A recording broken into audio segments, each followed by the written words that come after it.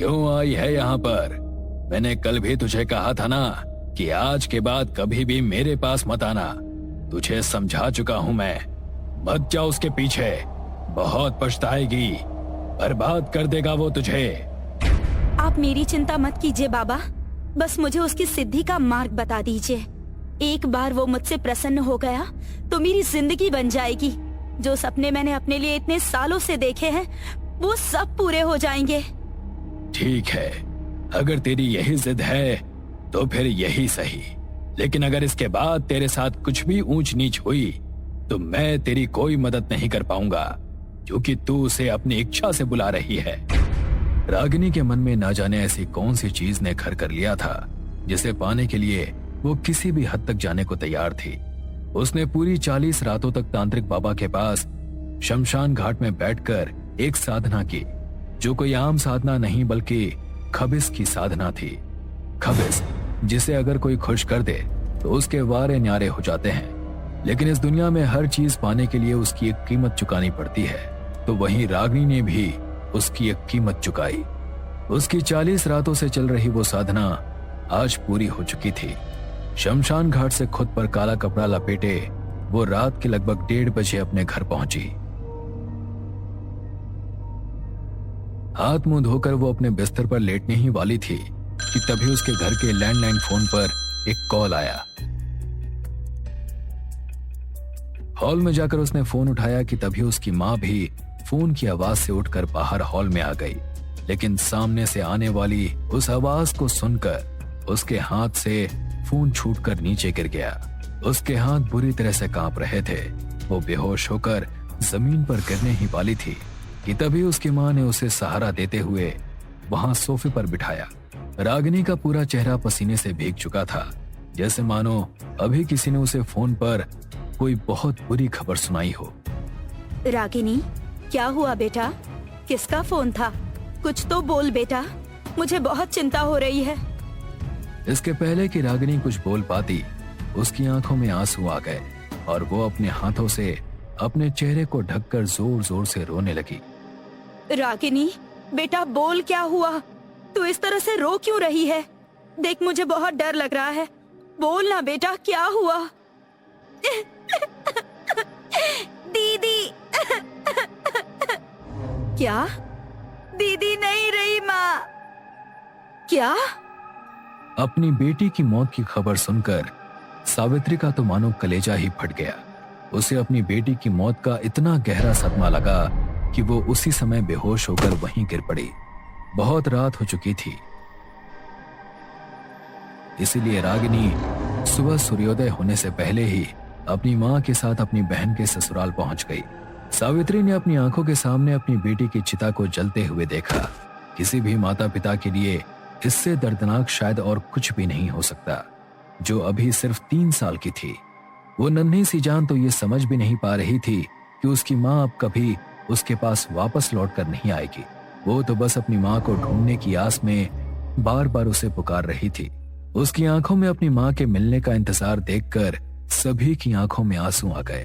तभी सावित्री ने कहा, न जाने अचानक मेरी लाडो को किसकी नजर लग गई। इतनी कम उम्र में मेरी बच्ची हम सबको छोड़कर चली गई। मुझसे तो इसका मासूम चेहरा देखा भी नहीं जा रहा। किस तरह अभी भी अपने माँ के आने की आस लगाए बैठी है। बिन माँ के किस तरह बड़ी होगी हमारी बच्ची। माँ, कहते हैं मासी माँ जैसी होती है। हाँ, मैं जानती हूँ कि हर लड़की के अपने शादी को लेकर बहुत से अरमान होते हैं, लेकिन दीदी के चले जाने के बाद अब मेरा पहला फर्ज यही है कि मैं दीदी की जगह शैली की माँ बनकर उसे पालूं। क्या तू ये क्या कह रही है बेटी? ये बात कहनी जितनी आसान है, निभानी उतनी ही मुश्किल है। तू एक बार अच्छी तरह से सोच ले। मैंने सोच लिया है माँ। दीदी के जाने के बाद शैली को अब दूसरी माँ की जरूरत है और किसी सौतेली माँ पर मैं अपनी शैली के लिए भरोसा नहीं कर सकती। इसीलिए मैं ही ये करूंगी। नहीं रागिनी, देखो, मैं तुम्हारी भावनाओं को समझता हूँ, लेकिन मैंने हमेशा सिर्फ निशा से प्यार किया है। भले ही वो हमेशा के लिए मुझे छोड़कर जा चुकी है, लेकिन फिर भी मैं किसी और को अपनी जिंदगी में आने की इजाजत नहीं दे सकता। मैं अपने मरते दम तक निशा से प्यार करता रहूंगा। और बात रही शैली की, तो मैं उसे खुद पालूंगा। और तुम्हारा भी जब मन करे तुम शैली से मिलने आ सकती हो, लेकिन मैं ये शादी नहीं कर सकता। विक्रम की बात सुनकर रागिनी कुछ नहीं बोली। रागिनी और उसकी माँ कुछ दिन अपनी बहन के घर पर रुकते हैं और माहौल थोड़ा शांत होने के बाद अपने घर पर लौटकर आ जाते हैं। रागिनी फिर से आधी रात के समय एक काली चादर ओढ़े शमशान घाट की ओर निकल जाती है, जहां तांत्रिक बाबा एक जलती हुई चिता के पास बैठकर कोई साधना कर रहे थे। आपने तो कहा था कि वो अब प्रसन्न हो चुका है और तेरा हर काम वो अब जरूर करेगा, लेकिन उसने तो मुझसे शादी करने से साफ इनकार कर दिया। उसके लिए मैंने अपनी बहन की भी बलि दे दी और उसके बाद वो मुझसे शादी करने से मुकर गया। क्यों नहीं की उसने मेरी ये ख्वाहिश पूरी? रागिनी की ये बात सुनकर तांत्रिक बाबा जोर जोर से हंसने लगे। उन्होंने हंसते हुए रागिनी की तरफ देखते हुए कहा, मैंने कहा था कि उसके पीछे मत जा, लेकिन तूने मेरी बात नहीं मानी। अब वो तुझे नहीं छोड़ेगा। अब से तेरी उल्टी गिनती शुरू। उसने तेरी बहन को मारकर तेरी एक ख्वाहिश को पूरा किया। अब वो तेरे जरिए अपनी अनगिनत ख्वाहिशों को पूरा करेगा। अपनी जिंदगी की भीख मांगेगी तू उसके सामने, लेकिन वो तुझे मौत भी नहीं देगा। ये सब क्या कह रहे हैं आप?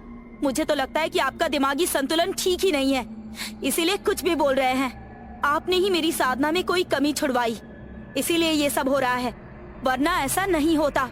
मैं किसी और के पास जाऊंगी और साधना करूंगी।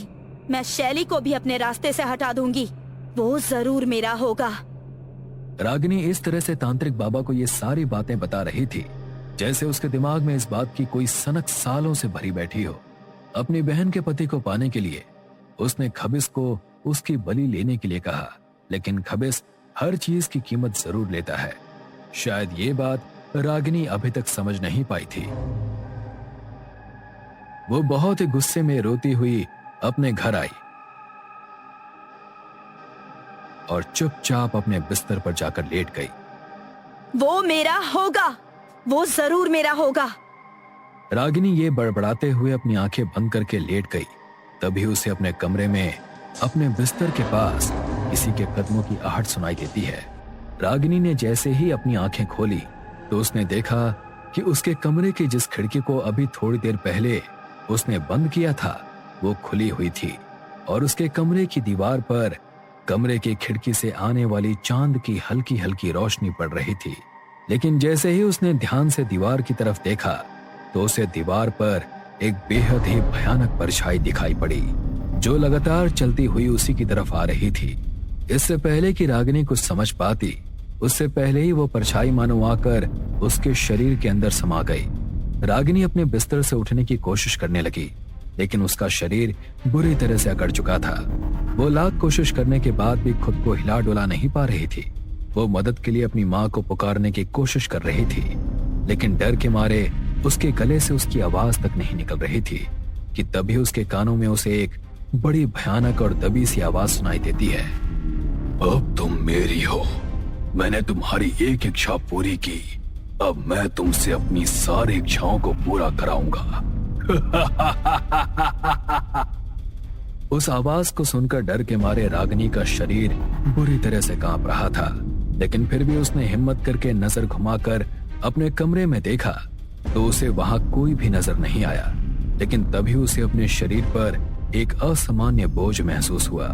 इससे पहले कि वो कुछ कर पाती, उसे महसूस होने लगा कि जैसे कोई उसके करीब आने की कोशिश कर रहा है। रागिनी बहुत घबरा गई। देखो, प्लीज प्लीज मुझे छोड़ दो, प्लीज मुझे जाने दो, गलती हो गई मुझसे, मुझे तुमसे कुछ नहीं चाहिए, प्लीज जाने दो मुझे। रागिनी के ऐसा कहते ही उसे अपने कमरे में एक बेहद भयानक हंसी सुनाई दी। तभी रागिनी को ऐसा महसूस हुआ जैसे कोई उसके शरीर को बुरी तरह से नोच रहा हो। दर्द के मारे वो जोर जोर से चीखने लगी। उसे लगा कि शायद उसके चीखने की आवाज सुनकर उसकी माँ उसकी मदद के लिए उसके पास आ जाएगी, लेकिन हैरत की बात यह थी कि उसकी चीखों की आवाज उसकी माँ तक पहुंच ही नहीं पाई। वो पूरी रात इसी तरह दर्द से बिलखती चिल्लाती रही और दर्द के मारे कुछ ही घंटों के बाद वो बेसुध हो गई। उसकी खिड़की से आने वाली रोशनी जब सुबह उसके चेहरे पर पड़ी तो उसकी आंख खुली। वो सिर्फ एक कंबल से लिपटी हुई थी। उसे अपनी हालत देखकर खुद पर तरस आ रहा था, लेकिन ये सब जो कुछ उसके साथ हो रहा था, इन सब का कारण वो खुद ही थी। उसके पूरे शरीर पर चोटों के निशान थे, लेकिन ये सब महज एक रात के अंदर होकर बंद नहीं हुआ। उसके साथ अब हर रात ये हादसे होने लगे। वो 6 महीने से ये सब भुगत कर अब थक चुकी थी। उसकी आंखों के नीचे गहरे काले गड्ढे हो चुके थे, आंखें धंसकर बिल्कुल अंदर को जा चुकी थी और उसका शरीर तो मानो अब हड्डियों का ढांचा मात्र बन चुका था। उसकी माँ भी उसकी ऐसी हालत देखकर अब अंदर ही अंदर खत्म होती जा रही थी। बेटा, आखिर कुछ तो बोल, तेरे साथ ये सब क्या हो रहा है? ऐसा क्या है जो कोई भी डॉक्टर तेरी बीमारी को समझ नहीं पा रहा? अगर कोई और बात है तो मुझे बता दे बेटा, मैं तेरी मदद करूंगी। अपनी माँ की इस बात का रागिनी ने कोई जवाब नहीं दिया और वो सीधे अपने कमरे में चली गई, क्योंकि जो कुछ भी उसके साथ हो रहा था वो किसी से कह नहीं सकती थी। उसने अपने कमरे के दरवाजे को अंदर से बंद कर लिया। रात बीती। रागिनी की माँ सुबह नाश्ता लेकर उसके कमरे की ओर बढ़ी। उन्होंने उसके कमरे का दरवाजा खटखटाया, लेकिन दरवाजा अंदर से खुला हुआ था। वो दरवाजा खोलकर जैसे ही अंदर गई तो सामने का नजारा देखकर उनके हाथ से नाश्ते की प्लेट छूटकर नीचे गिर गई। उनकी आंखों के सामने कमरे के पंखे पर उनकी बेटी की लाश झूल रही थी। रागिनी के पास उस खबीस से छुटकारा पाने का और कोई रास्ता नहीं था, इसीलिए रागिनी ने फांसी लगाकर अपनी जान दे दी थी। उसका मानना था कि शायद मरने के बाद उसे उस शैतान से मुक्ति मिल जाएगी, लेकिन वो ये नहीं जानती थी कि खबीस के हाथों अपनी बहन की बलि देकर उसने खुद अपनी मुक्ति के मार्ग को बंद कर दिया था। उसके इस कर्म के कारण भगवान भी उसे माफ नहीं कर पाए। उसे भगवान के घर तो मुक्ति नहीं मिली, लेकिन मरने के बाद भी वो हमेशा के लिए उस खबीस की गुलाम होकर रह गई। रागिनी की मौत को आज 3 साल बीत चुके हैं, लेकिन आज भी उसकी माँ को हर रात उसके कमरे से उसकी चीखों की आवाजें सुनाई देती हैं। राजेश अपने ऑफिस से थका हारा घर लौटा था।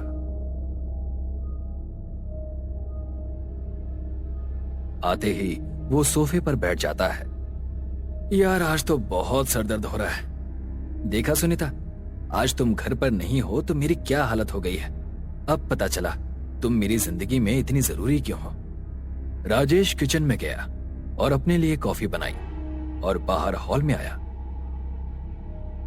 टीवी ऑन करके वो कॉफी पीते पीते न्यूज देखने लगा। तभी राजेश के मोबाइल पर कॉल आता है। कमला चाची का कॉल। लगता है सुनीता ठीक से गांव पहुंच गई है। नमस्कार चाची जी, कैसी हैं आप? सुनीता ठीक से गांव पहुंच गई ना? बेटा, सुनीता तो आ गई है, पर मुझे कुछ ठीक नहीं लग रहा है। सुनीता कुछ अजीब सा बर्ताव कर रही है। अजीब मतलब? क्या हुआ है सुनीता को? चाची जी ने कॉल पर राजेश को सारी बात बताई। राजेश सारी बात सुनकर दंग रह गया। उसने अगली सुबह गांव की बस पकड़ी और गांव के लिए निकल पड़ा।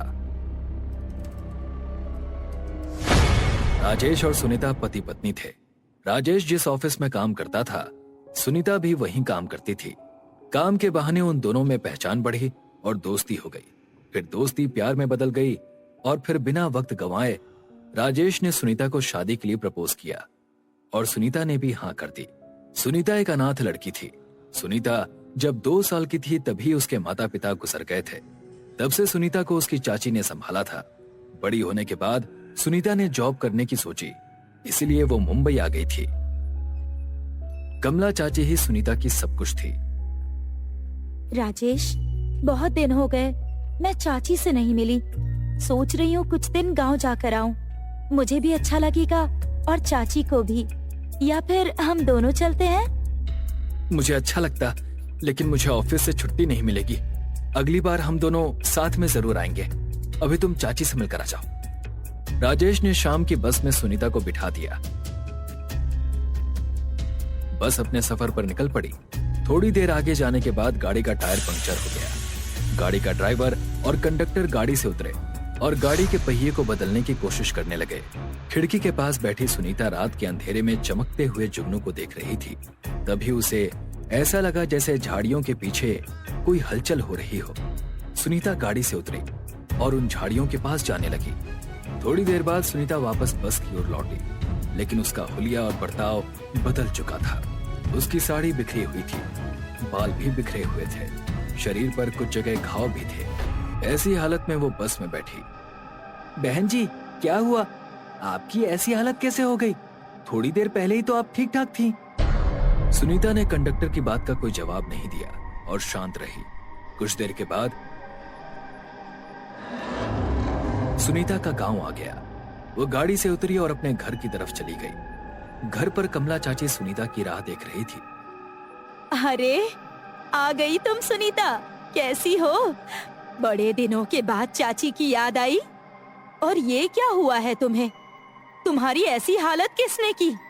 क्या हुआ बेटा? कुछ तो बोलो। सुनीता के मुंह से एक शब्द बाहर नहीं निकला। सुनीता की ऐसी हालत देखकर कमला चाची भी चौंक गई। सुनीता बिना कुछ कहे घर के अंदर गई और अपने कमरे में चली गई। कमला चाची को ये बात बहुत अजीब लगी। फिर उन्होंने सोचा कि शायद सफर में थक गई होगी, इसीलिए शायद वो बात नहीं कर रही। थोड़ी देर बाद कमला चाची सुनीता के लिए जब खाने की थाली लेकर उसके कमरे में गईं। सुनीता बेटा, दरवाजा खोलो, देखो मैं तुम्हारे लिए खाना लेकर आई हूँ। अंदर से सुनीता मर्दानी और डरावनी आवाज में, मुझे खाना नहीं चाहिए, जाओ यहाँ से। सुनीता की आवाज सुनकर कमला चाची के पैरों तले जमीन खिसक गई। उनके हाथ पैर कांपने लगे। वो इतना तो समझ गई थी कि जो कुछ भी हो रहा है वो सही नहीं है। वो जल्दी से नीचे चली गई और राजेश को कॉल किया। अगले दिन शाम को राजेश भी गांव पहुंच गया था। वो चाची के साथ सुनीता के कमरे के पास गया और सुनीता को आवाज देने लगा। सुनीता, सुनीता, दरवाजा खोलो, देखो मैं आया हूं। सुनीता ने कोई जवाब नहीं दिया। राजेश ने दरवाजा तोड़ने की कोशिश की और दरवाजा टूट गया। अंदर का भयानक नजारा देखकर राजेश के रोंगटे खड़े हो गए। सुनीता अपने पैरों की उंगलियों पर खड़ी थी। उसके बदन पर साड़ी भी नहीं थी। उसके शरीर पर कई घाव थे। शरीर सूख सा गया था और उसकी आवाज भी मर्दानी हो गई थी।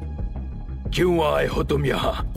चले जाओ यहाँ से, नहीं तो मैं सबको मार दूंगी। जाओ। ये क्या हो गया है सुनीता तुम्हें? तुम ऐसे क्यों बात कर रही हो? सुनीता ने राजेश और कमला चाची की ओर गुस्से से देखा और राजेश को हवा में उछालकर कमरे से बाहर फेंक दिया। कमला चाची दौड़ती हुई राजेश के पास आई। तभी सुनीता के कमरे का दरवाजा अपने आप बंद हो गया। राजेश बेटा, तुम ठीक तो हो ना? मैं तो ठीक हूँ चाची, लेकिन सुनीता को हुआ क्या है? वो ऐसा बर्ताव क्यों कर रही है? मुझे तो जब सुनीता घर आई थी तभी शक हुआ था, लेकिन मैंने ज्यादा ध्यान नहीं दिया। लेकिन अब मुझे लगता है जो मैं सोच रही हूँ वही सही है। राजेश बेटा, मुझे लगता है सुनीता पर किसी बुरी आत्मा का साया है। मतलब आप कहना क्या चाहती हैं? राजेश ये सुनकर हैरान रह गया। उसे समझ नहीं आ रहा था कि वो क्या करे। अब मैं क्या करूं चाची जी? कमला चाची ने राजेश को एक सुझाव दिया। कमला चाची ने कहा कि गांव की पहाड़ी पर एक तांत्रिक रहता है। अगर वो उस तांत्रिक से मदद मांगे तो शायद तांत्रिक उसकी कोई मदद कर पाए। राजेश बिना वक्त गंवाए पहाड़ी की ओर निकल पड़ा। कुछ घंटे बीत जाने के बाद आखिरकार उसे वो तांत्रिक मिल गया। राजेश तांत्रिक के पास गया। तांत्रिक अपनी तपस्या में लीन था। बाबा, बाबा, मेरी पत्नी को बचा लीजिए बाबा, मेरी मदद कीजिए। क्या हुआ लड़के, क्या समस्या है? राजेश ने सारी बात तांत्रिक बाबा को बताई। तांत्रिक बाबा उसके साथ चाची के घर गए। उन्होंने दरवाजा खोलने की कोशिश की, मगर दरवाजा अंदर से बंद था। तांत्रिक बाबा ने अपने कमंडल से पानी हाथ में लिया और दरवाजे पर फेंका। दरवाजा अपने आप खुल गया। साथ ही अंदर से सुनीता की जोर से चीखने की आवाज भी आई। तांत्रिक बाबा, चाची और राजेश अंदर गए। क्यों आए हो यहाँ? तुम्हारी हिम्मत कैसे हुई यहाँ आने की? कौन हो तुम? छोड़ दो मेरी सुनीता को। तुम्हारी नहीं, अब ये मेरी सुनीता है। सुनीता ने अपनी शक्ति से राजेश को हवा में उठाया और जमीन पर पटक दिया। वो जैसे ही तांत्रिक बाबा की तरफ मुड़ी, तांत्रिक बाबा ने अपने कमंडल का पानी सुनीता के ऊपर फेंका, जिससे सुनीता की शक्तियां कम होने लगी और वो कमजोर होकर जमीन पर गिर पड़ी।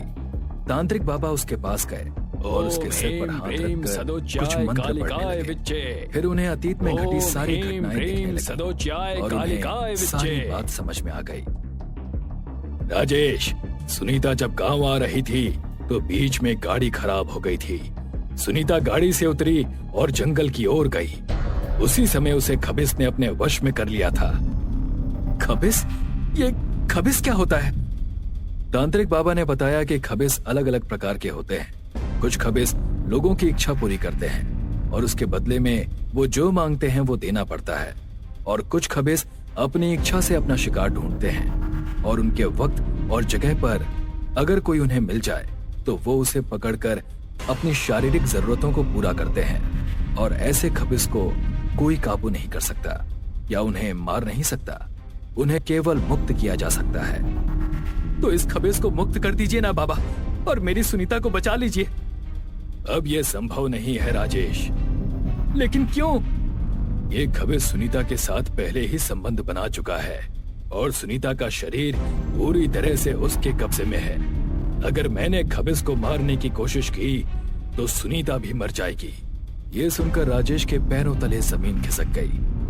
नहीं नहीं, मैं अपनी सुनीता को खोना नहीं चाहता। देखो राजेश, इस खबिस को मारने का यही एक तरीका है। अगर मैंने इसे अभी नहीं मारा तो आज नहीं तो कल इस खबिस का सुनीता से मन भर जाएगा और तब ये इसे मार डालेगा और अपना नया शिकार ढूंढेगा। सुनीता ऐसे तड़प तड़प कर मरे, इससे तो अच्छा ये है कि उसे अभी खबिस के साथ मार दिया जाए। कम से कम उसकी आत्मा को शांति मिल जाएगी। ना चाहते हुए भी राजेश को अपने दिल पर पत्थर रखकर तांत्रिक बाबा की बात माननी पड़ी। तभी तांत्रिक बाबा के मंत्र की शक्तियां कम होने लगी। खबिस ने सुनीता के शरीर को हवा में उठाया और तांत्रिक बाबा पर हमला किया। तांत्रिक बाबा ने उसे फिर से अपने मंत्र जाल में पकड़ा और एक राख के घेरे में बांध दिया और उसके चारों ओर पवित्र जल छिड़कते हुए मंत्र उच्चारण करने लगे।